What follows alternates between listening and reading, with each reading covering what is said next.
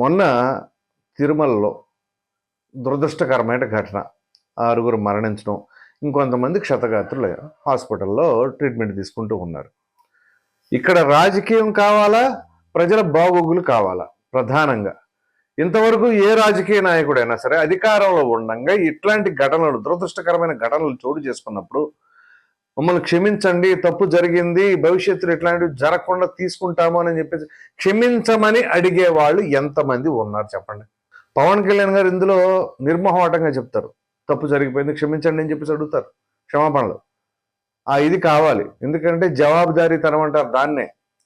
ఎప్పుడైనా సరే అధికారం చేయాలి అని అనుకున్నప్పుడు ప్రజాస్వామ్యంలో ప్రజలే దేవుళ్ళు కదా, కానీ అది మాటలకే పరిమితం చేస్తే ఉపయోగం ఉండదు. కానీ పవన్ కళ్యాణ్ గారు అలా కాదు, మాటలు కాదు చేతలకు పొరపాట్లు తప్పులు జరుగుతాయి. జరిగినప్పుడు ఇట్లాంటివి చోటు చేసుకున్నప్పుడు బహిరంగ క్షమాపణలు అడగడం తప్పే ఉంది. అట్లాగే ఇంకా సొంత మనుషులు ఎవరైనా సరే ఏదైనా సరే అవినీతికి పాల్పడినా ఏదైనా చేయాలని అనుకున్నా ఇమ్మీడియట్గా వాళ్ళని పిలిచి వాళ్ళకి తగినట్టుగా ఏ రకంగా చెప్పాలో ఆ రకంగా చెప్పి, అది హెచ్చరిక అనుకోవచ్చు, సూచన అనుకోవచ్చు, లేకపోతే ఇంకో ఇతరత్ర వార్నింగ్ అనుకోవచ్చు, ఏదైనా కావచ్చు. కానీ ఆయన ఆ విధానంలో ఏ ఒక్కరిని కూడా ఎంటర్టైన్ చేయరు.